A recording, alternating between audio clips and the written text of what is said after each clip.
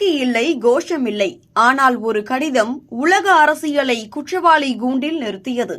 2009 மௌனமாக இருந்த உலகத்தை உலுக்கிய அந்த பெயர் முத்துக்குமார். இன்று அவரது நினைவு நாள். அவர் விட்டு சென்ற கேள்விகள் இன்னும் பதிலுக்காக காத்திருக்கின்றன. இன்று முத்துக்குமாரின் நினைவு நாள்.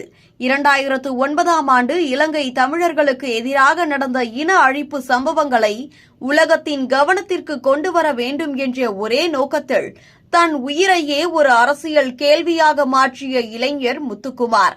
அது ஒரு உணர்ச்சி தீர்மானமல்ல, திட்டமிட்டு எழுதப்பட்ட அரசியல் எதிர்ப்பின் உச்சம் என்பதை அவர் எழுதிவிட்டு சென்ற கடிதமே தெளிவாக சொல்கிறது.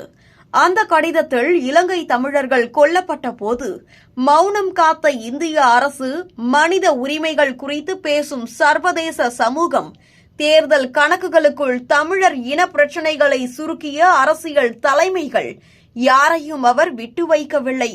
உயிர்கள் அழியும் போது நடுநிலை இல்லை என்ற அவரது வரிகள் அதிகாரத்தின் மீது நேரடியாக வைக்கப்பட்ட குற்ற பத்திரிகையாகவே பார்க்கப்படுகின்றன. மனித உரிமை என்பது மாநாட்டு மேடைகளில் பேசப்படும் வார்த்தை அல்ல, உயிர் காக்கப்படும் போதுதான் அது அர்த்தம் பெறும் என்ற அரசியல் உண்மையை அவர் அந்த கடிதத்தின் மூலம் பதிவு செய்கிறார். தன் செயல் ஒரு முடிவு அல்ல, அது ஒரு தொடக்கம்.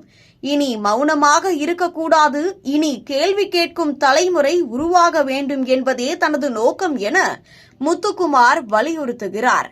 அதனால்தான் ஆண்டுகள் கடந்தும் அந்த கடிதம் சமூக வலைதளங்களில் பகிரப்படுகிறது, அரசியல் விவாதங்களில் மேற்கோள் காட்டப்படுகிறது, பல இளைஞர்களை சிந்திக்கவும் கலங்கவும் செய்கிறது.